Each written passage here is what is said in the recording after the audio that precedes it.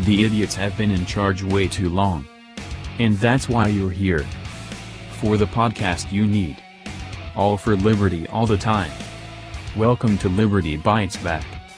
With your host, Brandon Emil. Well, spending online is surging 21% this year. Black Friday has seen a steep fall of box store sales, falling around 52.1% compared with last year.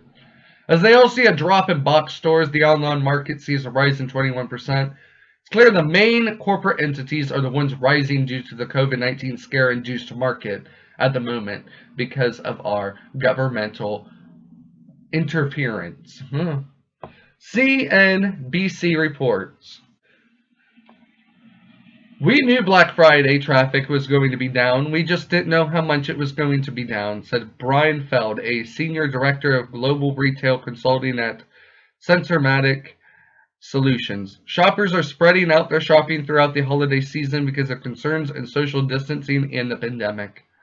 The COVID-19 pandemic has pushed a record number of customers to shop online instead, as retailers place many of their top holiday doorbuster deals online and encourage shoppers to buy on the web and then pick up purchases curbside. The Center of Disease and Control, the prevention, also recommends that Americans shop online the day after Thanksgiving. Many malls looked bleak. The parking lots were more empty than full across much of the country during the early hours of the morning Friday. Some report traffic picking up later in the day, especially at outlet and open-air shopping centers. At some, consumers felt more comfortable heading out. The warmer weather that blanketed much of the country also helped. Well, the box stores and malls are seeing a real, they're seeing a hit. But the real hit is at the malls and pop stores that are seeing the death blow to their wallets and their money and their survival. They always say the COVID-19 will kill grandma and grandpa. It's clear that the government intervention and fear porn is causing the death and the doom to small businesses over any other sector. NBC News reports on Tennyson Street in Denver, mom and pop stores are dying amid COVID-19. Denver. When COVID-19 hit the U.S. in March, revenue at Alyssa Mani's yoga studio fell 60% to 70%. And it wasn't just her.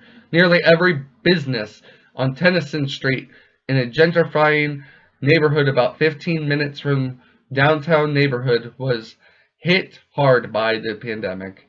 First to go was Baju's, a little curry shop, a popular dining spot featuring dishes that Baju Thomas grew up with in South India, like samosa chaat, dasas, rotos. He moved to the U.S. in 1980 and settled in North Denver. February has been his best month since he's opened the restaurant in 2016, but by March he was done. We lost 80,000 in bookings that first week, Thomas said recently. We had weddings and events booked into March, April, May. We did about 40,000 catering and events over the course of a year, 1,500 meals a day out of the kitchen. There's no coming back from that. Thomas's experience is echoed by small businesses owners across the country who have fallen on hard times since the start of the pandemic, which has killed over 260,000 people in the United States and strangled their economy. At least 100,000 small businesses nationwide have closed permanently. You know what that means? That means there are probably over 1 million people that lost their jobs due to these small businesses nationwide being closed permanently down. According to the Yelp analysis released in September, many others are barely hanging on. Small businesses make up 44% of the U.S. economic activity, according to a 2019 report from the Small Business Administration. Restaurants, which before the pandemic employed 15 million people, have been especially hit hard. The wreckage is evident in empty storefronts, takeout-only signs, and GoFundMe pitches to help merchants stay afloat.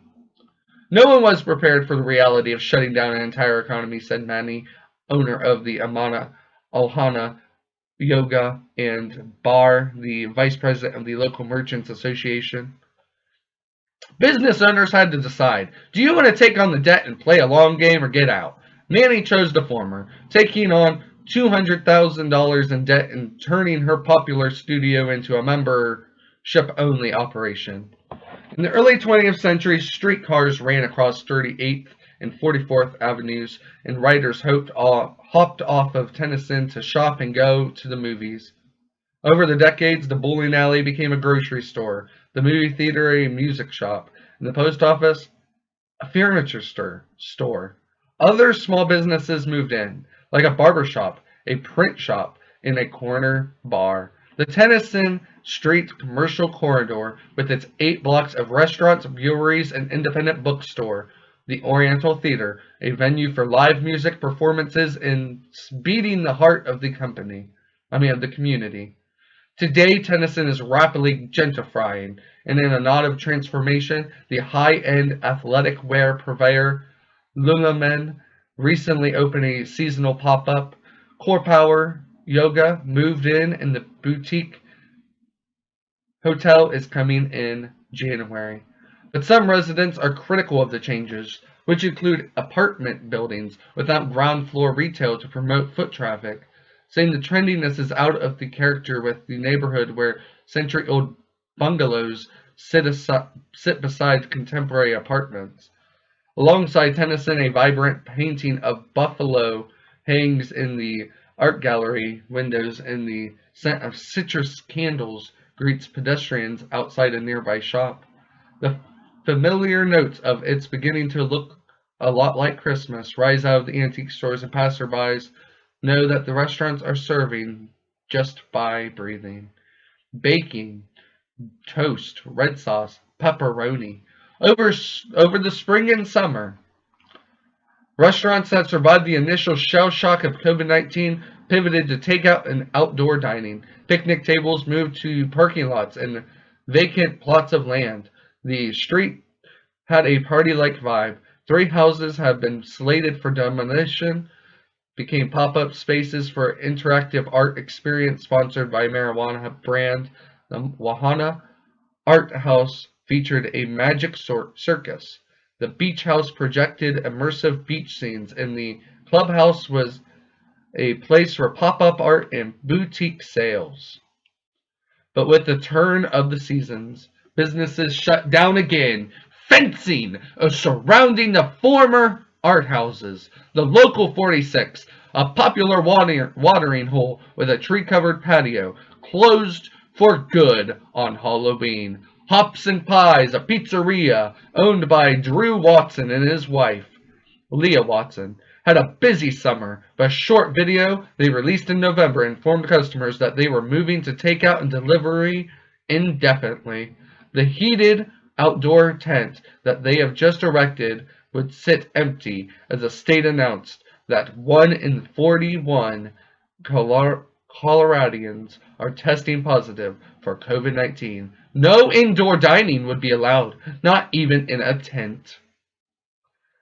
This has surely been the worst year we've seen by a landslide, said Watson, who has owned the eatery for 10 years.